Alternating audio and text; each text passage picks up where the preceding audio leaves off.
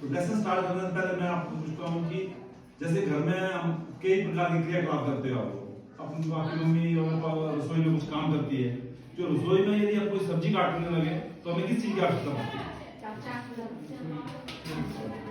और वो किस चीज का बना होगा? कौन से धातु का बना होगा? अलग अलग आजकल स्टील के चले हैं, लोहे का भी बना होता है ना। अच्छा ठीक है, वेरी गुड। अच्छा मान लो आप यहाँ से किसी काम के लिए आपको टूरू जाना पड़े या भुंतर जाना पड़े तो आप किस परिवहन का प्रयोग करेंगे? बस में जाओगे है ना, किसी की अपनी गाड़ी है तो अपनी गाड़ी में जाएंगे वो, ठीक है वेरी गुड। और ये जो हम रसोई में खाना पकाने के लिए जो जिस चीज का प्रयोग किया या जो यहाँ से हम टूरू जाने के लिए जिस परिवहन का प्रयोग किया है ना, तो उन चीजों को संचार में किस संसाधन का जरूरत पड़ती है? बस अपने आप चल पड़ेगी सीधी? बस में कुछ चीजों की जरूरत पड़ेगी ना, नहीं तो उसको चार टायर तो लगे हुए, ड्राइवर बैठा हुआ है, सब कुछ है, लेकिन यहाँ से टूरू चल पड़ेगी वो? क्या किस चीज की जरूरत पड़ेगी? पेट्रोलियम की, जिसको कि हम अपनी भाषा को आधुनिक भाषा को सकते हैं ऊर्जा की। तो ऊर्जा की जरूरत हर एक पड़ते है, हमें ऊर्जा की जरूरत पड़ती है ना। यदि आप बिना खाना पिए कुछ आप पूरा दिन काम कर पाओगे? आप नहीं कर पाओगे।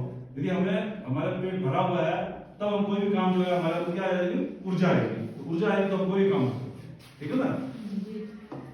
तो ये जो हमारे पास जो आपने ऊर्जा बोले या धातु बोले, तो ये हम कहां से प्राप्त होता है?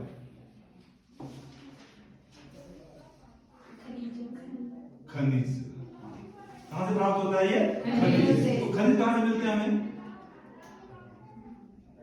या खनिज किसे कहते हैं हम? जो भी प्रकार के जिस भी हमारे इस संसार में जो भी चीज हम प्रयोग करते हैं या जो भी हमारे खनिज पदार्थ है, कहां से प्राप्त है? अपने आप मनुष्य खनिज पदार्थ आता है? सब के सब हमें कहां से मिलते हैं? प्राकृतिक से मिलते हैं, है ना। ये हमारे मतलब गॉड गिफ्ट बोलो, प्राकृतिक उपहार हमारे लिए। तो जो जमीन के नीचे से निकलता है हमारे लिए कोई भी चीज जिसका हम बार बार का प्रयोग करते हैं, वो क्या करता है? हमारा खनिज पदार्थ का। तो खनिज क्या है? प्रॉपर्ली हम खनिज बोले तो क्या है? खनिज एक प्राकृतिक रूप से विद्यमान समरूप तत्व है, मतलब एक समान तत्व है ना। और जो कि क्या है? जो एक निश्चित आंतरिक संरचना के अंतर्गत प्राप्त होता है। मतलब कि आज से लाखों करोड़ों वर्ष पहले जो है पृथ्वी के नीचे जो हमारे उथल पुथल हुई थी, पृथ्वी के नीचे जो भूगर्भीय जैसे मान लो कि अचानक जैसे उथल पुथल हुआ, उसके बाद जैसे कभी धूप लगी, कभी बारिश लगी, जो इस प्रकार की जो क्रियाएं होती है, जिसमें भौतिक क्रियाएं हो सकती है, रासायनिक क्रियाएं होती है। भौतिक क्रियाएं मतलब आज धूप लगी, कड़ाके की धूप है, कल को एकदम बारिश पड़ गई, कुछ दिनों बाद पहाड़ों में बर्फ पड़ गई, तो इस प्रकार की भौतिक संरचनाएं होगी, भौतिक क्रियाएं होगी। उस पर रासायनिक क्रियाएं जैसे सूर्य क्रिया पर किरणें पड़ती है ना, तो सूर्य किरण से एकदम ताप बढ़ेगा। उसके अलावा जो सूर्य की किरणें होती है उसमें विभिन्न प्रकार की अल्ट्रावायलेट किरणें होती है, मानव को भी शरीर को इफेक्ट करती है केवल, और जमीन में भी इफेक्ट करती है। उसी को क्या कहते हैं? रासायनिक क्रिया करती है। तो ये जो रासायनिक क्रिया में एक निश्चित मात्रा हो जाती है, उस वजह से ही जो हमारे पास जो धातु है उनके अलग रंग रूप और आकार है। जैसे हम सोना बोले, सोने का रंग कैसे होता है? पीला होता है।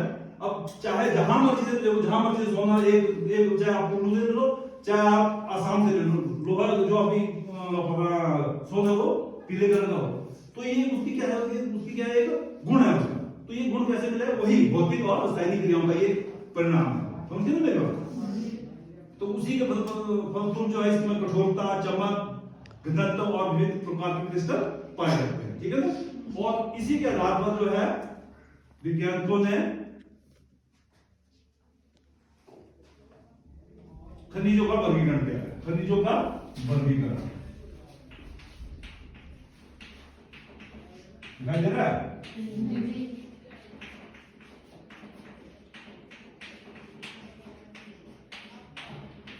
मुख्यतः जो खनिजों का वर्गीकरण है वो तीन प्रकार के हैं। एक है धात्विक, नंबर दो क्या हो जाएगा? अधात्विक, और तीसरा क्या है? ऊर्जा।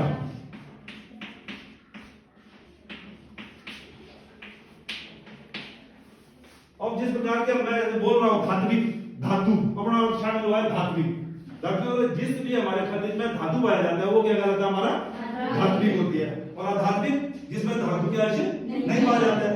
ऊर्जा जिससे हमें बल मिलता है, जिससे जो यदि जब हम ऊर्जा का यदि हमारे अंदर ऊर्जा आ जाए तो उससे हम कहते हैं शक्ति महसूस करते हैं और किसी कोई भी काम करने के हम क्या करते हैं, काबिल हो पाते हैं। हमें यदि ऊर्जा मिले तो हमारा जो मर्जी काम करा लो, अदरवाइज हम कहाँ पड़े रहेंगे, बिस्तर में पड़े रहेंगे। उसी तरह गाड़ी में ऊर्जा पड़े, गाड़ी चल पड़ती है। यदि गाड़ी में पेट्रोल नहीं चलेगी, हो चाहे करोड़ों की गाड़ी होगी तो उसमें पेट्रोल को चलेगा नहीं चलेगा, इसमें ऊर्जा होने की जरूरत है। ये मोटे तौर पर ऊर्जा का वर्गीकरण जो हमारे गुरु ज्ञान में किया गया है इस प्रकार से किया, ठीक है। उसके बाद फिर द्वारा धात्विक जो है ये फिर आगे 3 भागों में बांट सकते हैं धात्विक ऊर्जा को। कितने में? 3 भाग। कौन से? लोह और अलोह और नंबर 3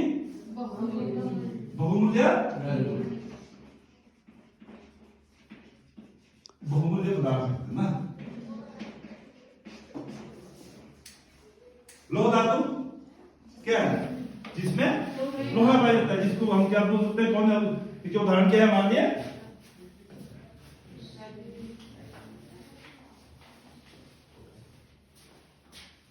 ये जिसमें लोहे के अंश पाए जाते हैं, जैसे लोह अयस्क और मैग्नीज और कोबाल्ट, ठीक है। इसमें क्या होता है, लोहे के पास होता है लोह अयस्क। एक शब्द मैंने यूज किया लोह अयस्क, तो अयस्क क्या चीज होता है?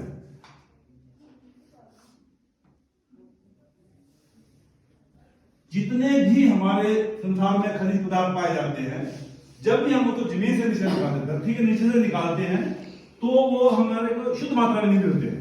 क्या बोला हमने? शुद्ध मात्रा, प्योरिटी नहीं होती, उसके अंदर क्या होते हैं, इम्प्योरिटी होती है, अशुद्धता होती है।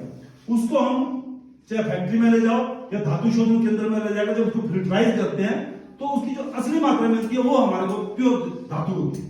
अथवा बाकी इकट्ठा मिलेंगे तो हमारे को उसको लोह अयस्क बोलेंगे।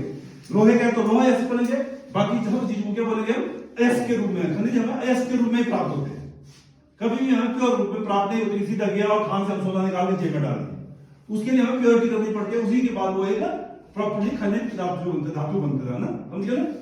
तो उसी प्रकार से आगे अलोह, जिसमें धातु की लोहे की मात्रा नहीं होती है, और उसके उदाहरण क्या है हमारे पास, तांबा, सीसा, जस्ता और बॉक्साइट। उसके बाद तीसरा आ गया हमारा बहुमूल्य खनिज पदार्थ। तो बहुमूल्य खनिज पदार्थ क्या है? बहुमूल्य मतलब जिसकी बहुत ज्यादा कीमत होती है।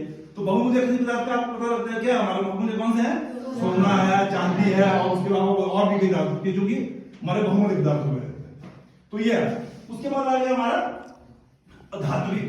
कौन से आ गया हमारा? अधात्विक, जिसमें धातु के अंश नहीं होते, मतलब उसमें किसी प्रकार की कोई धातु नहीं होती है। और इसको उदाहरण हमारे पास अभ्रक, नमक, पोटाश, सल्फर, चूना और चूना पत्थर और बलुआ पत्थर, मतलब जो रेतीला पत्थर होता है ना, ये सब के सब क्या है, ये अधातु है। इसमें धातु के कण नहीं होते। कहने का मतलब ये है कि यदि हम इन चीजों को, अभ्रक है, इनको हम यदि बिजली के साथ करंट जोड़ते हैं, चालक होते हैं उसके, समझिए ना मेरे बात। और नंबर 3 पे क्या आ गया हमारा? ऊर्जा खनिज। ऊर्जा खनिज के बाद क्या होगा, जो मैंने अभी आपको बताया कि ऊर्जा क्या है, इसमें क्या आ जाता है हमारा? पेट्रोलियम आ जाता है और प्राकृतिक गैस आ जाते हैं, ठीक है ना। ये सारे क्या है हमारे ऊर्जा के साथ है। फिर बाद ऊर्जा और भी आ जाते हैं, आज तो नया जैसे हमारा सौर ऊर्जा हो गई, विंड मिल बोलते हैं जिसको, पवन ऊर्जा हो गया, फिर ज्वारीय ऊर्जा, ये सारे हमारे क्या है, किसके हैं वो? ऊर्जा खनिज के। फिर अब हम शुरू कर रहे हैं जो खनिज के बारे में। तो जो ये हमारे खनिज, जो हमारी जो मैंने धातु के बारे में बताया, ये हमारे को धातु जो है कहां हमें मिलते हैं, धातु ऊर्जा जो कहां मिलते हैं।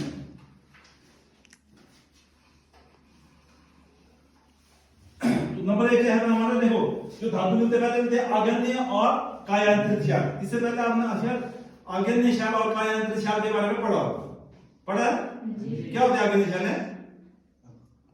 देखो हमारे जो धातु है, जो खनिज पदार्थ है, कैसे पता चलता है? कहां से मिलते? पृथ्वी के नीचे से। हमारे को कैसे पता चलता है पृथ्वी के नीचे कौन कौन से धातु है? अभी तो चलो विज्ञान से पहले कैसे पता लगा? शुरू में नहीं पता लगा ना, जमीन के नीचे से। तो जमीन के नीचे से जो है, जब आपने उसके बारे में ज्वालामुखी के बारे में सुना है, ज्वालामुखी के जब हम पृथ्वी के जितने नीचे जाते हैं, पृथ्वी जो हमारी पृथ्वी है, एक मोटा हमने 3 भागों में बांटी है ना, सबसे ऊपर वाले भाग को क्या बोलते हैं? भूपर्वती। और पढ़ा नहीं आप लोगों ने? पर्वती कैसे लिखते हैं? ठीक है, गलत है, भूपर्वती है। नंबर 2 क्या है? मेंटल। नंबर 3 पे क्या है? क्रोड, है ना? क्रोड जो है जमीन का सबसे आंतरिक भाग है। क्या है ये? सबसे आंतरिक भाग है और बहुत ज्यादा गर्म। उसके अलावा हम जितने जितने जमीन के नीचे जाते जाएंगे उसका टेम्परेचर बढ़ता जाएगा, हजारों डिग्री सेंटीग्रेड हो जाएगा। और जब इसमें जो भूपर्वती के नीचे जो आ जाता है उसके बाद क्या होता है? इसमें सारा का सारा जमीन कहते हैं नीचे मैग्मा गला होता है। चाहे आप लोहा फेंक दो, पत्थर फेंक दो, कुछ सबका सब जो है इसमें गल जाता है, बिल्कुल प्योर तरल पदार्थ में आ जाता है मैग्मा। तो इससे प्रदर्शित होता है कि हम पृथ्वी के नीचे क्या है? बहुत ज्यादा हीट है, ताप है। तो कभी कभी ये ताप क्या करते थे? ऊपर की ओर गिरती है। तो क्या होता है? पृथ्वी के क्रस्ट को या हमारे भूप्रकृति को फाड़ के क्या होता है? बाहर निकलती है। भारत में बड़े कम उदाहरण है, लेकिन आपने ये टीवी में देखा होगा, जगह जगह होते हैं वहां पे आजकल ज्वालामुखी फटा कितना लंबा हुआ पूरे आग दिखाई देती है, मिट्टी की आग होती है जिसमें जीवन है। तो जब वो आग निकलती है और जो जमीन पे निकल के बहती है, वो कई बार कोई एरिया को बिल्कुल काफी टाइम से सील कर दिया जाती है, खतरा बढ़ जाता है। बाद में जब वो ठंडा हो जाता है तो वही बीच में चट्टानें बनती है और उन्हीं में से वो खनिज पदार्थ निकलते हैं। समझे ना? जैसे हम ही है, अभी मैं आपको तो खुद पता है कि आपको मेरे बड़े पेट में दर्द हो गया, मम्मी बोली कुछ खाया तो नहीं, कुछ नहीं खाया, और अचानक आपको क्या हो गया? उल्टी हो गई, पेट ज्यादा खाना, उल्टी में सब कुछ निकल जाएगा। हाँ, इसने चिप्स भी खाए होंगे हैं, इसने तो और भी खाया, पूरा निकलेगा, फिर तेरा मम्मी डांटेगी हैं तू नहीं खाया। तो कैसे पता चला? जब हमारे पेट के बाहर निकल, जब तो पेट के अंदर जिसको खुद तो पता लगा, लेकिन बाकी को नहीं पता क्या है। उसी प्रकार से पृथ्वी के भूगर्भ में जो खनिज पदार्थ है, किस प्रकार से कौन कौन से खनिज पदार्थ है हमें किसके द्वारा प्राप्त होता है? जब ज्वालामुखी फटता है, लावा बाहर निकलता है, लावा जब ठंडा हो जाता है तो उसमें भिन्न प्रकार के हमारे खनिज पदार्थ प्राप्त होते हैं। समझिए ना? तो इसमें से जो आग्नेय है, जब ज्वालामुखी फटती है तो ठंडा हो जाता है, तो वो क्या होती है? उसको आग्नेय क्षार बोलते हैं। क्षार मतलब चट्टान। तो उसके बीच में हमें जो है खनिज, एक तो है उसके आग्नेय और कायांतरित क्षार में हमें जो है क्या प्राप्त होती है? खनिज प्राप्त होते हैं। और आग्नेय और इसमें जो होते हैं उसमें क्या क्या होता है? जस्ता, क्या क्या मिलते हैं हमें? जस्ता, तांबा, जिंक और सीसा। ये किससे मिलते हैं? हमारे आग्नेय और कायांतरित क्षार में। ठीक है ना? जो ज्वालामुखी फट के एकदम ठंडी हो जाती है और उनमें से जो अलग अलग होते हैं उसमें फिर क्या होता है? तो जब शिलाएं बनती है तो अलग अलग तरीके से बन जाती है, पूरी चट्टान बन जाती है ना। चट्टान में एक होते हैं छोटे छोटे जगह हो जाते थे, है ना, शिलाएं हो जाते हैं, या फिर एक मोटा परत होती है। तो ये जो हमारे खनिज पदार्थ है ये एक शिलाओं के रूप में प्राप्त हो जाती है और कई बार एक परत मतलब जो मोटी चीजें होंगी। शिलाएं मतलब बारीक बारीक बारीक बारीक निशान में होते हैं, देखो ना। जो हमारे पास भी चट्टान है, लेकिन भले में खनिज पदार्थ नहीं है, लेकिन आप देखो ना जगह जगह फटी होती है कई चट्टान पे, तो उसके अंदर जो जगह होती है वो, क्योंकि जब पृथ्वी नीचे से लावा निकला तो वो जो है उस जगह पर खनिज पदार्थ जो है तरल, क्योंकि खनिज जो भी निकलते हैं हमारे तरल पदार्थ में होते हैं। बाद में जब ठंडा हो गया जम जाते हैं तब वो सॉलिड हो जाती है ना। तो उन शिलाओं में वो चीज जम जाती है। तो इसमें मुख्यतः कौन सी होती है? जस्ता, तांबा, जिंक और सीसा। और इसके अलावा एक है अवसादी क्षार। ये था अवसादी क्षार। तो अवसादी क्षार के द्वारा भी हमें क्या मिलता है? खनिज पदार्थ मिलते हैं। और अवसादी क्षार में कौन कौन से खनिज पदार्थ मिलते हैं हमारे पास? कोयला, लोहा, जिप्सम, पोटाश और नमक। तो इसमें दो प्रकार की क्रियाएं होती है। एक बात शुरू में क्रिया होती है जो अवसादी क्षार में, तो उससे हमें कोयला और कुछ अन्य प्रकार के जो कि काफी समय तक 200, 400, 500 साल तक या लाखों साल तक जो है जमीन के नीचे दबे होते हैं, उसके बाद जो है हमें क्या मिलता है? कोयला प्राप्त करता है।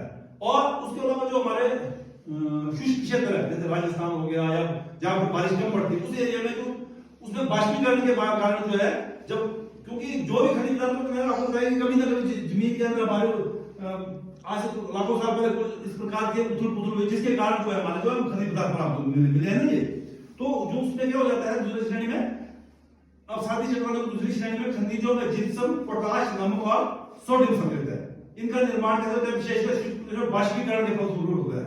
बाष्पीकरण का इवेपोरेशन, भाप के कारण जो परतों में जम जाती है, तो उसके कारण जो हमें क्या मिलते हैं? कोयला, लोहा, जिप्सम, पोटाश और नमक मिलते हैं। समझिए ना? ये दो कारण, एक मैंने बोला आग्नेय और कायांतरित क्षार है, और दूसरा अवसादी क्षार। जितने भी हमारे पास खनिज पदार्थ मिलते हैं वो सारे सारे शैलों से ही मिलते हैं, चट्टानों से ही मिलते हैं, ठीक है ना मेरे को। और ये बड़े बड़े चट्टान बने, कभी तो पहाड़ बन गए, कहीं प्लेन बन गया, ये कैसे बने? प्राकृतिक तौर पे बने हैं ना, कि संसार में ऐसे तो है नहीं कि अभी तो हम जब तक जीवित है सब देख रहे हैं ऐसे, लेकिन कभी हो सकता है कभी सुना होगा कि जो ब्यास नदी है पहले परे थी, बाद में इधर आ गई। तो कभी ना कभी हर एक चीज जो है अपना जो प्रकृति जो अपना रूप बदलते रहती है समय के अनुसार। तो कभी ना कभी जो रूप बदले उसी से ही इस प्रकार की जो चट्टानें बनी हुई है या कोई प्लेन इलाका बना हुआ है, तो सारे के सारे जो हमारे खनिज जो मिलेंगे चट्टानों से मिलेंगे। और वो चट्टानें कहां से निकलेंगी? जब ज्वालामुखी का उद्गार हुआ, ज्वालामुखी फटा होगा, तो उसमें से जो चट्टानें बनी उसे खनिज प्राप्त होगा। तो नंबर 3 क्या है? धरातलीय चट्टानों के अपघटन। अपघटन मतलब टूटने के द्वारा। तो क्या कहते हैं? धरातलीय चट्टानों के अपघटन क्या होता है? जब धरातलीय चट्टानें टूटती हैं या उसके बाद जो बारिश पड़ती है, मैं बोला था जो अलग अलग प्रकार के जो मौसम आते हैं, तो उसमें जो जो चीजें घुलनशील होती है वो निकल जाती है, और जो बीच में जो चीज चट्टान बन जाती है, जो खनिज बन जाता है, तो उसके द्वारा भी हमें जो है खनिज प्राप्त होता है। और इसमें मुख्य तौर पर क्या मिलता है? बॉक्साइट मिलता है। क्या मिलता है हमारे पास? बॉक्साइट मिलता है। ये कहते हैं धरातलीय चट्टानों के अपघटन के, मतलब धरातलीय चट्टानों के टूटने से। टूटते कैसे है? तेज हवा आएगी, जैसे कि वह चक्रवात आता है, या फिर कई बार आंधी तूफान आता है, जोर से बारिश होती है, या और भी कई कारण से जो अपघटन होते हैं उसके कारण होती है। और एक और चैप्टर में जो पढ़ा रहा हूं अभी, क्या मतलब है कि जो मैं अपने खनिज के बारे में पढ़ा, उसके बाद खनिज किस प्रकार से प्राप्त होते हैं, कैसे कैसे प्राप्त होते हैं, जो हम अभी खनिज निकालते हैं तो किस प्रकार से कहां से निकालते हैं, ठीक है ना। उसके बाद आता है पहाड़ियों के आधार पर तथा घाटी के तल में रेत में जलोढ़ जमाव के रूप में। जलोढ़ जानते हैं? जलोढ़ भी सुना होगा कि जब पहाड़ों में बारिश पड़ती है, कुछ होते हैं पहाड़ों में पानी बहकर आता है। अब ऐसे तो है कि पूरे भारत में सारे पहाड़ हैं, अभी एक जगह पहाड़ है बाकी जैसे यहाँ से पहाड़ है, पहाड़ जाएगा नीचे प्लेन आता है, जो पहाड़ से जो भी आता है तो जरूरी है कि उसके साथ जो बह के आते हैं कुछ जो खनिज पदार्थ भी आते होंगे, वो खनिज पदार्थ आते आते जहाँ प्लेन में आके जहाँ पानी का भाव क्या होता है कम हो जाता है, तो वहां पे वो अपने जो पानी को क्या करते हैं, जो वहां से मिनरल आए होते हैं जो उसको वहां पे क्या करते हैं निक्षेप करते हैं, थोड़ा थोड़ा छोड़ते जाते हैं। अभी तेज पानी आ रहा है हमारे पास तो निकल जाएगा, अब प्लेन आ जाएगा तो वहां पर क्या होगा, धीरे धीरे धीरे मिट्टी जमती जाएगी ना, तो वो क्या कहलाती है हमारी जलोढ़ कहलाती है। तो उसके बीच में भी हमें क्या मिलते हैं? धातु मिलते हैं, वो भगवान ने धातु दिए। तो जो जो पानी में बहने वाली चीजें होती है वो तो बह जाती है, और इसमें वही धातु मिलती है जो जिसका पानी पर कुछ भी प्रभाव नहीं पड़ता है। और इसमें कौन से पदार्थ होते हैं? ये सोना, चांदी, टिन और प्लेटिनम। क्या क्या होता है?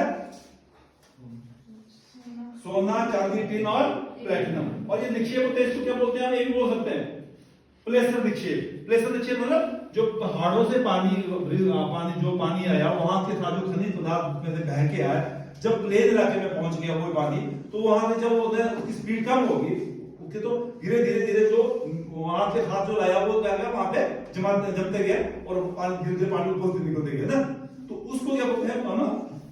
ये प्लेसर निक्षेप। तो इसमें मुख्य तौर पर कौन से खनिज होते हैं? सोना, चांदी, प्लेटिनम इत्यादि, समझ गए ना। उसके बाद एक हमारा लास्ट रह गया महासागरीय जल। महासागर समझिए ना, जिसे कहते हैं महासागर। संसार हमारे जितने भी छोटी छोटी नदियां टूटती हैं वो सारे लास्ट में कहां मिलती है? जाके सागरों में, महासागरों में मिलती है। तो महासागर जिस प्रकार से हमारी ये धरती है, यहाँ पर कहीं पहाड़ है, कभी वन है, कहीं कुछ है, मुझे तो उसी तरीके से बड़े वन छोड़ के बाकी पृथ्वी महासागर के अंदर भी इसी प्रकार के बड़े बड़े पहाड़ हैं, समझे ना। उसके अंदर भी भूस्खलन होता है, उसके अंदर भी ज्वालामुखी पड़ता है। अब सोचो सुनामी कैसे है? मैंने बताया ये हम सारा का सारा जो है सिर्फ हम भूगोल पढ़ रहे हैं, इसका मतलब नहीं कि हम भूगोल के बारे में कैसे रिलेट करें, तो ये सब इंटररिलेटेड है। आपने में पढ़ा होगा कि सुनामी कैसे आती है, तो सुनामी के मुख्य 3 प्रकार थे कि पृथ्वी के अंदर, समुद्र के अंदर ज्वालामुखी का फटना, पृथ्वी के अंदर भूस्खलन, है ना, और एक और क्या था? ज्वालामुखी का फटना था, भूस्खलन था, और एक और था कुछ भी, है ना। वो इसका मतलब है कि समुद्र के अंदर भी कुछ ना कुछ हरकतें होती है, तो उसके कारण भी जो है इसमें जो क्योंकि इसमें भी खनिज पदार्थ है, बहुत सारे खनिज पदार्थ होते हैं, समुद्र में बहुत गहराई होती है, सारे को बह जाते हैं। और मोटे तौर पर जो हम समुद्र से जो खनिज निकालते हैं वो क्या है हमारे लिए? एक तो निकालते हैं हम इसमें नमक निकालते हैं, पता है ना, नमक तो नमक हो जाता है। एक होता है मैग्नीशियम और ब्रोमाइड। मैग्नीशियम बड़ी जरूरी है हमारे लिए जो एक खनिज पदार्थ है, जो कि हम इसको कहां से प्राप्त करते हैं, समुद्र से प्राप्त करते हैं। तो ये कहां होते हैं, महासागर के तली में भी मैग्नीज मिलता हूं, महासागर उसके तले में जमीन के बेस में जाके जो है हमें क्या मिलते हैं, महासागरीय मैग्नीज ग्रंथियां मिलती है, समझे ना। तो ये था हमारा क्या है, खनिजों की उपलब्धता, कहां कहां पे हमें खनिज मिलते हैं और खनिजों का जो है वर्गीकरण किस प्रकार से किया जाता है, समझाया खनिजों के बारे में कि खनिज कहां से प्राप्त होते हैं, हमें कहां से प्राप्त होते हैं खनिज, पृथ्वी के भूगर्भ से प्राप्त होते हैं, समझे ना। और इसका एक विशेष रचना होती है, ठीक है ना। अच्छा, उसके बाद है हमें आगे पढ़ेंगे हम क्या है, ऊर्जा संसाधन। ये पढ़ लिया हमने धातु के बारे में, पढ़ लिया आदि धातु के बारे में, आगे पढ़ा हमने ऊर्जा। ऊर्जा क्या है, हमें शक्ति, जिससे हमें क्या मिलती है, शक्ति मिलते हैं हम, और जिसको हम काम करने के हम लायक बन सकते हैं। यदि हमारे पास ऊर्जा नहीं होगा, ऊर्जा का अभाव होगा, तो हम कुछ भी काम नहीं कर पाएंगे। तो उसी के लिए क्या है, ऊर्जा सभी क्रियाकलापों के लिए आवश्यक है, जैसे खाना पकाने में, रोशनी व ताप के लिए, गाड़ियों के संचालन, उद्योगों के मशीनों के संचालन में हमें ऊर्जा की आवश्यकता पड़ती है। चाहे जिन्हें हम जो बड़े बड़े खड़े करके रख दो, यदि हमारे पास ऊर्जा नहीं है तो वो सब कुछ क्या हो जाएगा, बेकार हो जाएगा, है ना। तो जो ऊर्जा है हमें किस किस प्रकार से मिलती है, इसका वर्गीकरण क्या है। तो ऊर्जा के हमें क्या है, दो प्रकार के हैं, जो हम एक ऊर्जा पहले यूज करते हैं, परंपरागत होते हैं, और एक गैर परंपरागत। परंपरागत वो है जो कि मोस्टली जो अनवीकरणीय है, जिनका एक बार हम प्रयोग कर लेंगे तो वो फिर बाद में क्या हो जाती है, समाप्त होती है। इसमें एक को छोड़ के लाता है, जैसे ये वाला विद्युत वाला है, विद्युत में एक आ जाता है, विद्युत में एक तो होता है अनवीकरणीय है, जैसे हम कोयले को जला के विद्युत तैयार करते हैं, वो अनवीकरणीय। लेकिन जो हम हाइड्रो प्रोजेक्ट बोलते हैं, जिसको पानी की नदी है, नदी से हम जो है ऊंचाई से जो है नीचे डालते हैं, जहां से टरबाइन चलती है, विद्युत पैदा करते हैं, वो हम क्या बार बार यूज कर सकते हैं। लेकिन वो आता किसमें है, परंपरागत संसाधन आते हैं। तो परंपरागत में सबसे पहले क्या आ गया हमें, कोयला। तो कोयला कैसे बनता है, वही जो मैंने पहले बताया कि आज से लाखों हजारों वर्ष पहले जो पृथ्वी के अंदर जो संरचनाएं कुछ घटना घटी, और जिसके कारण जो वहां के अवशेष जो है उसमें चाहे जानवर हो जाएंगे, चाहे पेड़ पौधे हो जाएंगे, चाहे पत्थर है, जो क्या वो जमीन के नीचे वो दब गए। और जब बहुत ज्यादा प्रेशर पड़ा जमीन के नीचे, प्रेशर पड़ता गया तो उनमें एक अचानक क्या हुए, भौतिक और रासायनिक परिवर्तन हुए, जिसके फलस्वरूप क्या हुआ, कोयले का उत्पादन हुआ। इसका मतलब है कि कोयले, इसका मतलब क्या है, एक कोयले के लिए बनने के लिए हमारे पास हजारों साल का इंतजार करना पड़ेगा। और जो चीज हमारे को हजारों साल का इंतजार करना पड़ेगा, वो किसकी श्रेणी में आता है, अनवीकरणीय की श्रेणी में आता है, क्योंकि उसका हम प्रयोग कर नहीं पाते। हम क्या, हमारे को अगर खाद पूछते हैं तो उसका यूज नहीं कर पाएंगे ना, तो हमारे लिए क्या होगा, अनवीकरणीय हो गया। तो ये हमारे ऊर्जा के क्या है, ये परंपरागत स्रोत क्या है, कोयला, पेट्रोलियम, प्राकृतिक गैस और विद्युत। पेट्रोलियम में क्या आ जाता है हमारे पास, पेट्रोलियम में क्या आ जाता है, जो लिक्विड में फॉर्म में मिलते हैं ना, अभी लिक्विड में होते हैं, और एक गैसीय फॉर्म में भी हमें ये प्राप्त होती है, ऊपर आगे बाद में पढ़ेंगे। तो इसमें ये पेट्रोलियम भी जो भी मुख्यतः हम क्या प्रयोग करते हैं, गाड़ियों के लिए प्रयोग करते हैं, या इससे केमिकल भी बनते हैं बहुत ज्यादा, जो हमारे ऊपर पेंट होते हैं, पेंट जो है वो सारे किससे बनता है, हमारा पेट्रोलियम से ही बनता है, समझेगा। तो नंबर 3 आएगा वो प्राकृतिक गैस। तो ये शुरू में प्राकृतिक गैस नहीं था, लेकिन अब जब जैसे जैसे डेवलपमेंट होता जा रहा है, वैज्ञानिकों ने आगे बढ़ते गए हैं, तो उन्होंने क्या प्राकृतिक गैस, प्राकृतिक किस अवस्था में मिलता है, ये गैसीय अवस्था में मिलता है ना। तो गैसीय अवस्था में ये एक पर्यावरण का एक अच्छा पर्यावरण, इसमें क्या होता है, कम से कम क्या होता है, इसमें प्रदूषण होता है। बाकी जो कोयला हो गया, पेट्रोल हो गया, इससे हमारा पर्यावरण बहुत ज्यादा प्रदूषित होता है। लेकिन उसके निस्बत जो हमारे गैस है, और इसीलिए जो इसका प्रयोग हम जा रहे थे, अभी बड़े बड़े हमारे महानगर है, जैसे दिल्ली हो गया, मैड्रास हो गया, कोलकाता हो गया, उसके बाद मोस्टली दिल्ली जो हमारी कैपिटल है, उसमें जो है पेट्रोल की गाड़ियों को चलाना बिल्कुल वर्जित है। वहां पर गाड़ी कोई चलाई जाएगी, वो किससे चलाई जाएगी, गैस, सीएनजी, है ना। सीएनजी का मतलब क्या होता है, पूरा कंप्रेस्ड नेचुरल गैस, सब्सिड, हिंदी में क्या बोलते हैं, संपीड़ित प्राकृतिक गैस। गैस को इकट्ठा करके जो है उससे हम जो ऊर्जा प्राप्त करते हैं, उससे हम गाड़ियों को चलाते हैं, जिससे पर्यावरण का प्रदूषण कम होता है। और उसके अलावा विद्युत, तो विद्युत भी हम दो प्रकार से प्राप्त करते हैं। एक तो जो है हमारा पास जल विद्युत बोलते हैं जिसको, कि हम पानी को जो है बांध बना देते हैं, और बाद में पानी इकट्ठा करते हैं, और उसको ऊंची जगह से नीचे एक बहुत बड़ा एक विद्युत घर बना देते हैं, जिसमें टरबाइन लगी होती है। तो पानी को ऊपर से फेंकते हैं और करंट जिससे टरबाइन घूमती है, और जब टरबाइन घूमेगी तो क्या हो जाएगा, उससे हम बिजली को पैदा करते हैं। और दूसरा तरीका है कोयला जलाने से भी, पेट्रोलियम जलाने से। यदि कोयला को बड़ी मात्रा में जलाते हैं, उसके भाप बना के क्या करते हैं, उसको टरबाइन को जलाते हैं, उसके बाद वहां को क्या तैयार हो जाता है, विद्युत तैयार होता है।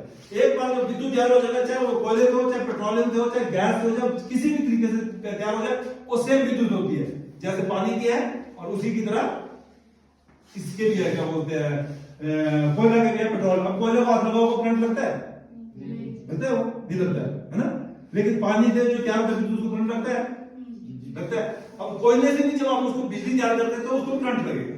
कहने का मतलब है कि जब उसका एक बार विद्युत में प्रयोग, टरबाइन चला के विद्युत में हमने तैयार कर दिया, तो वो विद्युत एक जैसे हो जाए। उसके नहीं बोलेंगे यार कोयला तो कुछ भी नहीं लगता, इससे तो करंट होता नहीं है। लेकिन जब आप उसका विद्युत तैयार करेंगे, टरबाइन बनाएंगे, तो उसमें भी करंट लगेगा। समझ आ गया मेरी बात? तो ये जो है हमारे ऊर्जा के कौन से स्रोत है, हमारे परंपरागत स्रोत है। ये अनवीकरणीय है, इसका प्रयोग हमें बड़े ध्यान से करना पड़ेगा, क्योंकि एक बार ये खत्म हो गया, चला गया, उसके बाद इसका दोबारा हम प्रयोग नहीं कर पाते हैं, हमारे संग नहीं कर पाएंगे।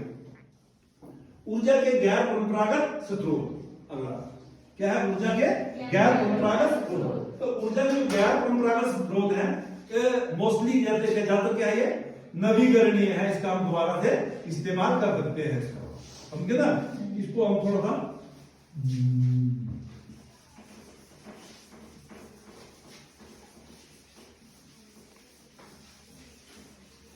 समझा रहे नहीं आ रहा, पृथ्वी के संरचना के बारे में पता लगा। पृथ्वी को क्या गया है, सबसे ऊपर वाले भाग है हमारा भूप्रकृति, उसके बाद मेंटल, और उसके बाद क्रोड हो गया। अब उसके बाद हमारा ऊर्जा संसाधन का जो मैंने आपको पढ़ा था, ऊर्जा साधन संसाधन है ना, ये क्या परंपरागत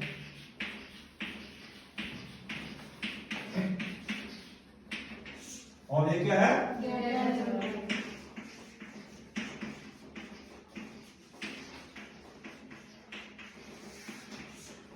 समझे ना। इसके बारे में मैंने आपको डिटेल से बता दिया। कोयला है,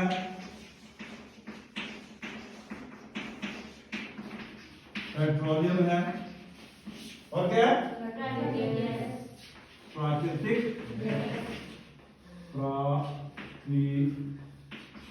प्राकृतिक, ठीक है। यहां और क्या है, विद्युत, है ना। उसी तरह गैर परंपरागत कौन से होते हैं, अनवीकरणीय है। और इसमें सबसे पहले क्या है हमारा, परमाणु तथा आणविक ऊर्जा, परमाणु तथा आणविक। साइंस में पढ़ा है आपको इसके बारे में, और एटम के बारे में पढ़ा है। क्या होता है एटम, क्या होता है,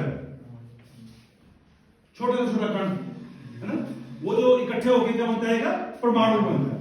तो परमाणु और आणविक ऊर्जा, तो ये मोस्टली किससे मिलती है, यूरेनियम और थोरियम, ठीक है ना। यूरेनियम और थोरियम का जब विखंडन किया जाता है, तो उसको बड़ी मात्रा में वो क्या करता है, ऊर्जा को छोड़ता है, लाइट को छोड़ता है।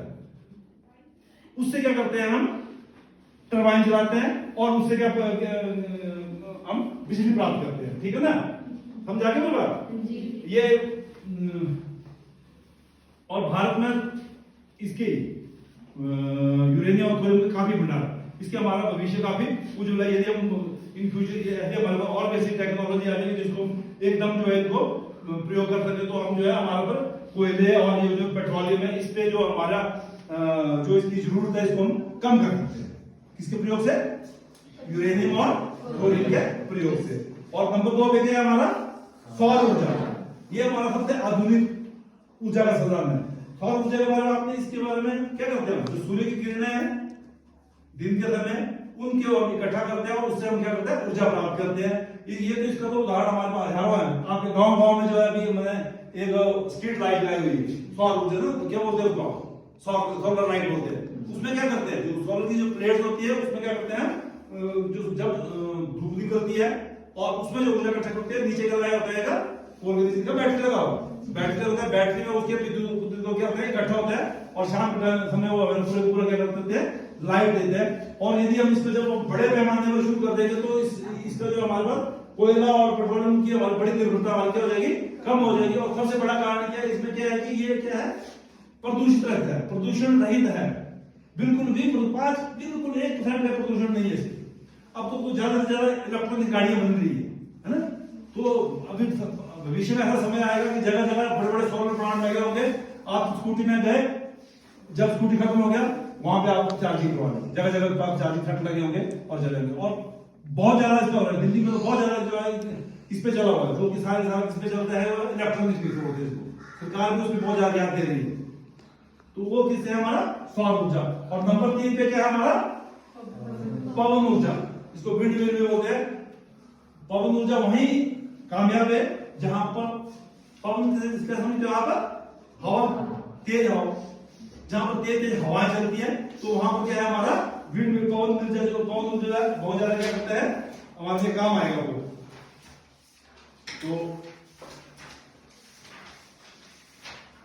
तो ये क्या पवन ऊर्जा के भाग तमिलनाडु के नागरकोइल के मदुरई तक अवस्थित है, मतलब वहां पर ऐसी जगह है वहां पे बहुत ज्यादा हवा चलती है। तो पवन ऊर्जा में क्या करते हैं हम कि बहुत बड़े क्या कहते हैं, ऐसे होते हैं पंखे होते हैं ना, जब देखो ना पंखे, ये लगाए होते हैं। तो इससे जब पवन चलती है तो ये क्या पंखे घूमते हैं, घूमते इसी के साथ जो क्या होता है, उन्होंने एक नीचे टरबाइन लगाई हुई है। जब ये पर घूमते हैं तो टरबाइन है, कहते हैं जब टरबाइन को हम घुमाएंगे तो उससे इलेक्ट्रिसिटी जनरेट होती है, बिजली तैयार होती है। उसको हम किसी भी तरीके से छोटे छोटे पावर जनरेट करने के लिए आपके भूंतर में या कहीं आ जाएंगे तो सरकार के आते हैं चाकू बनाने के लिए, चाकू तेज करने के लिए। वो क्या करते हैं, वो मशीन को क्या होता है, साइकिल के साथ उसमें ग्राइंड घुमाए होके, और जो पत्थर है वो पत्थर घूमता है, उसको हम जब करते हैं तो क्या होता है, लाइट तैयार होती है। तो वही एक उसी का एक छोटा रूप है। उसी प्रकार से जब ये घूमते हैं तो नीचे टरबाइन होता है, टरबाइन को क्या करता है, ये घूमता है, टरबाइन घूमता है और उससे क्या करते हैं, हम बिजली जनरेट करते हैं। इसके द्वारा भी हम जो है बिजली की निर्भरता को जो है बाकी चीजों की निर्भरता, जो कोयला पेट्रोलियम की निर्भरता को हम कम कर पाते हैं। तो ये सारे अनवीकरणीय है। अभी ऐसा नहीं है कि हवा आज चलेगी कल तो नहीं चलेगी, हवा तो आज खत्म होगी कल फिर आएगी, वो परसों फिर आएगी हवा, आती नहीं आती। तो ये कभी खत्म होने वाली नहीं है, जब तक ये क्या है जिंदगी है तब तक हवा चलेगी, है ना। तो इसके द्वारा भी जो है हम क्या कर सकते हैं, बिजली को तैयार कर सकते हैं। उसके बाद आया बायोगैस। क्या आ गया, बायोगैस। तो बायोगैस क्या होता है, जिसको गोबर गैस के नाम से पुकारते हैं। तो बायोगैस में क्या करते हैं कि एक बहुत बड़ा एक पिट बना देते, खड्डा बना देते हैं। तो उसके अंदर जो है, जो हमारा जितने चलो गांव में क्या करते हैं गोबर का, क्योंकि हमारा ज्यादातर हमारे भारत देश है गांव में, तो गांव में हम जो काफी ज्यादा पशुधन पालते हैं, तो पशुओं का जो गोबर होता है, ऐसे क्या करते हैं उपले बना के और उनको जलाते हैं। उससे क्या होता है कि हमारे को बहुत ज्यादा ऊर्जा की कमी हो जाती है, हमारा खेत जो है बंजर हो जाते हैं ना। उसकी या तो हम केमिकल डालते हैं, दूसरा खाद डालते हैं, रासायनिक खाद, जो कि आदमी के लिए भी खराब है और जमीन को भी, जमीन की उर्वरता को भी खराब कर देता है ना। तो गोबर गैस को एक उसके लिए अच्छा बायोगैस उसको बोलते हैं। तो क्या करते हैं, खड्डा बनाया बड़ा बहुत बड़ा खड्डा बना देते हैं, उसमें क्या करते हैं गोबर को इकट्ठा करके इकट्ठा डालते हैं काफी ज्यादा। एक बार जब इकट्ठा करके डाल दिया, 50-60 क्वार्टर गोबर एक बार डाल दिया उसके बीच में इकट्ठा करके, उसको कुछ दिन के लिए रख देते हैं। उसके बाद उसके अंदर जो उसका क्या होता है, उसके अंदर क्या होता है, गैस बनती है, बनती है ना उसमें। तो गैस बनेगी, उसके बाद कहते हैं कि हर रोज हमारे जो है गाय का हम गोबर निकालते हैं, वाणी से निकालते हो आप गोबर, तो उसको क्या करते हैं, वैसे खेत में फेंक देते हो, तो उसका पूरा यूटिलाइज नहीं होता है ना। उसकी जो मेन जो है उसकी जो गैस बनती है वो तो ऐसे निकल जाती है, किसी काम नहीं आएगी। जब उसको हम क्या करते हैं, उसी गोबर को निकाल के क्या करते हैं, जब उस पिट में डालते हैं, थोड़ा घोल के डाल देते हैं, तो उससे जो गैस बनेगी, जो वेस्ट जाता है बाहर फेंक के वेस्ट हो जाएगा, उससे हम क्या बनती है, गैस बनती है। उससे क्या होती है, ऊर्जा बनती है। उससे हम घर में क्या अपना रसोई का काम कर सकते हैं, उससे हम दाल बना सकते हैं, चाय बना सकते हैं, जब मौका लगे वो चीजों को प्रयोग में ला सकते हैं। वो क्या है हमारा बायोगैस। ये जरूरी नहीं गाय का फिस्ट है, बड़े बड़े प्लांट्स में तो हर एक जगह, यहाँ पे तो हमारा टॉयलेट छोटा बना हुआ था, वहां पे हम डिप बना देते हैं, लेकिन जो गांव में बाजार में क्या होता है, उसके लिए जो पूरे सीवरेज प्लांट चलते हैं ना, सीवरेज प्लांट होता है। तो जो सीवरेज प्लांट में क्या जाता है, मानव अपशिष्ट जाते हैं, तो उससे भी ये ऊर्जा तैयार करते हैं। समझे मेरी बात। वो सारा बायोगैस में होता है।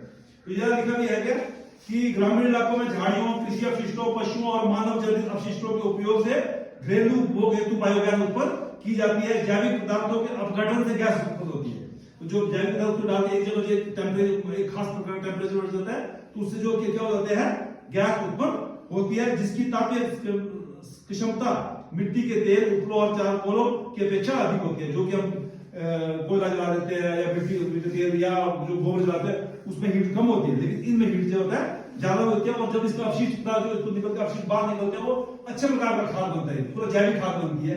और वो खेतों के लिए जब डाले तो हमारे खेतों में जो उपलों की क्या होता है, इससे क्या उपलों की निर्भरता हमारी कम हो जाएगी, जंगल से हम लकड़ी कम काटेंगे, है ना। तो अब ये तो क्या करते हैं, हम सर्दियों के जंगल में लकड़ी काट के लाते हैं, और भी कई प्रकार के जो इससे क्या होता है, हमारे पर्यावरण को नुकसान होता है।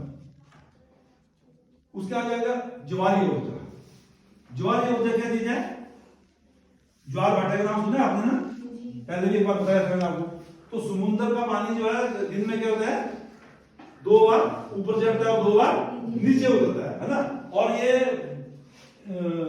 तो जब पानी ऊपर की तरफ जाता है तो क्या किया जाता है, समुद्र के जो किनारे में बड़े बड़े गेट बनाए जाते हैं। जैसे पानी ऊपर चढ़ता है, जैसे यहाँ पे ये मानो समुद्र है, तो समुद्र क्या होता है, प्लेन इलाका है ना वहां, वो इस प्रकार के पहाड़ी तो है नहीं। आप देखा समुद्र, जैसे आप केवल गोवा है फोटो देखा होगा या कहीं और समुद्र किनारे, तो वो इलाका प्लेन होता है। तो प्लेन होता है, जिस प्रकार से प्लेन इलाका में पानी वो आगे बढ़ना पड़ता है, तो इस तरह क्या करते हैं, उन्होंने मेन बड़े बड़े गेट बनाए होते हैं, ठीक है ना। तो जैसे पानी ऊपर चढ़ जाएगा, उसके बाद वो पानी फिर दोबारा वापस करवा देता है।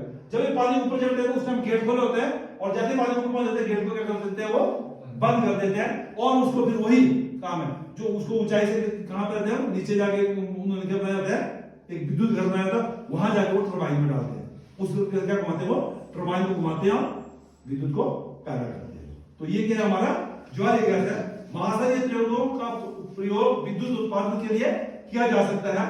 संकरी खाड़ी के आर पार बाढ़ द्वारा बांध बनाए जाते हैं। कुछ ज्वार में इस संकरी खाड़ी में प्रवेश द्वार से पानी भीतर भर जाता है, और द्वार बंद होने पर बाढ़ में ही रह जाता है। बाढ़ द्वारा के बाहर ज्वार उतरने पर बांध के पानी को इसी रास्ते पाइप द्वारा समुद्र की तरफ बहाया जाता है, जिसे ऊर्जा उत्पादक टरबाइन की ओर ले जाते हैं। वही बोला मैंने सारा क्या है, मेन काम हमारा टरबाइन को घुमाना। तो इसमें भी वही करता है। अभी आपको क्योंकि महीने में एक बार जिसमें पूर्णमासी होता है, सबसे ज्यादा ज्वार भाटा होता है, उसमें पानी का उछाल बहुत ज्यादा होता है ना। वो आपको पहले बताया था, किसी का तो चंद्रमा के गुरुत्वाकर्षण के कारण, है ना। तो पानी काफी ज्यादा ऊपर चढ़ता है, बहुत बड़ा। उस टाइम तक जब पूर्णमासी के दिन पे जहां पर मछुआरे वगैरह होते हैं, उनके लिए वार्निंग दी जाती है कि वो समुद्र के आगे ना जाए, क्योंकि उस समय टिट ज्यादा आती है, ज्वार भाटा जो है ज्यादा फुल फैला जाता है, उस समय पानी भी ज्यादा इकट्ठा करते हैं। तो उससे भी हम क्या करते हैं, बिजली प्राप्त करते हैं। आगे भूतापीय ऊर्जा। भूतापीय ऊर्जा क्या है, जैसे मैंने बोला, जैसे ज्वालामुखी जैसे फटती है ज्वाला, उसी प्रकार से भारत के बहुत से ऐसे इलाके हैं जहां पर की भूतापीय ऊर्जा की पृथ्वी के नीचे से बहुत गर्म पानी के निकलते हैं।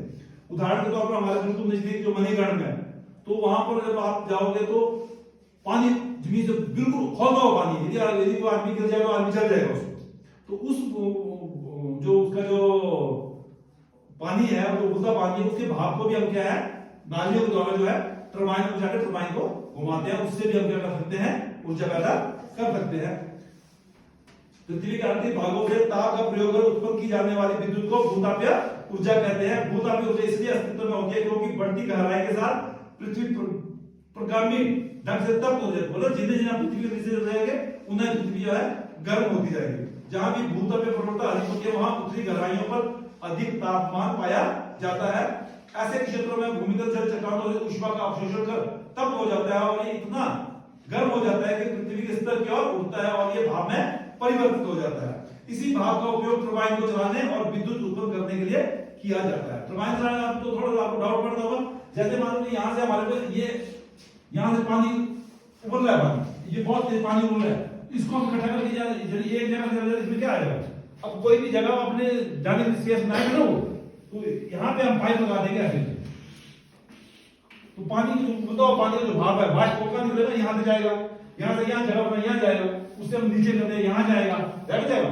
यहाँ पे हमने बड़े बड़े टरबाइन लगा दिए, और वो पानी क्या है टरबाइन में जाएगा, तो उसको क्या उसको निकलने के लिए वो टरबाइन को घुमाएगा। जैसे घाट का चक्का होता है ना, घाट देखो ना हमने, तो तो घाट में क्या क्या होता है, ऊपर तो लोहे के कितने मोटे मोटे गोल दो होते हैं जिसमें हम आटा वगैरह गेहूं वगैरह पीसते हैं, तो नीचे क्या लगे होते हैं, इतने छोटे छोटे फट्टे लगे होते हैं, तो पानी उसमें जाता है तो वो घूमता है ना। उसी प्रकार से टरबाइन के लिए भी उसी प्रकार से बनाया जाता है, जब उसको वाष्प पर जोर पड़ेगा तो वो टरबाइन घूमती है और उससे क्या पैदा करते हैं हम, विद्युत और बिजली पैदा करती है। तो ये जो सारे के सारे जो हमने अभी पढ़ा, खनिज को गुणवत्ता, ऊर्जा संसाधन का वर्गीकरण, उसके परंपरागत ऊर्जा के स्रोत, गैर परंपरागत ऊर्जा के स्रोत, समझे ना। ये जो गैर परंपरागत ऊर्जा के स्रोत में पहले भी बताया कि सारे के सारे क्या है, ये नवीकरणीय है, ये हमारा फ्यूचर है, भविष्य हमारा किससे बनेगा, इससे ही बनेगा। इसका हम ज्यादा से ज्यादा प्रयोग करेंगे, इसके साइंटिस्ट हमारे ज्यादा से ज्यादा प्रयोग करके हमारे ज्यादा से ज्यादा ऊर्जा हम प्राप्त करने की कोशिश करेंगे, या उसमें कामयाब हो जाएंगे तो हम ज्यादा कामयाब हो। क्योंकि बाकी जो भी चीजें हमारे, कोयला है, पेट्रोलियम है, प्राकृतिक गैस है, और उसके बाद विद्युत में जो इससे थोरियम या यूरेनियम से जो पैदा करते हैं, ये सारे के सारे हमारे क्या है, अनवीकरणीय है। आने वाले यदि हमारा जिस प्रकार से हम प्रयोग करते हैं और अंधाधुंध प्रयोग करते हैं, तो इस प्रकार से करेंगे तो अगले कुछ सालों के बाद ये क्या हो जाएगा, बिल्कुल खत्म हो जाएगा और हमारे आने वाले भावी पीढ़ी के लिए नहीं बचेगा। इसलिए वो आगे कहा जाता है कि क्या हमारा खनिजों का संरक्षण, जो भी हमारे खनिज है, ऊर्जा संसाधन, इसका क्या करना है, हमारे को बचत करना जरूरी है। और बचत करना जरूरी क्यों है, क्योंकि देश के आर्थिक विकास के लिए हमें क्या करना पड़ेगा, दूसरे देशों के साथ चलने के लिए हमें ऊर्जा की जरूरत पड़ेगी। ऊर्जा की जरूरत तभी प्राप्त प्रयोग उसका उसी तभी हम प्रयोग कर पाएंगे जब हमारे पास ऊर्जा होगी, और उसको यदि हमने बचा के रखा होगा, समझे ना। तो ऊर्जा का संरक्षण हमें क्यों आवश्यक है, कि आने वाली भावी पीढ़ियों के लिए, देश के विकास के लिए हमें ऊर्जा का संरक्षण जरूरी है। और दूसरी बात क्या है कि जो भी हमारी ये परंपरागत ऊर्जा के स्रोत है, कोयला, पेट्रोलियम, प्राकृतिक गैस, ये अनवीकरणीय, एक बार यूज हो गया दोबारा हमें नहीं प्राप्त कर सकते। तो इनके लिए भी हमें जो है खनिज का संरक्षण करना बहुत ही जरूरी है। समझ आ गया जी? पूरा जान जाओगे इसके बारे में। यदि आपको प्रश्न पूछे तो बताने के लिए तैयार है आप? हैं? मुंह बंद क्यों रखा है? आंसर पूछे तो आप पहले भी लिखा होगा, इसके बारे में पढ़ पाए हो, कल कॉपी में भी लिख के लाएंगे आप। खनिज क्या है, खनिज की संरक्षण की आवश्यकता क्यों है, जो मैंने अभी बताया। नंबर 2, परंपरागत और गैर परंपरागत ऊर्जा के साधनों का वर्णन करो। और किसी को कोई डाउट है, किसी को कुछ पूछना है? Okay, thank you very much.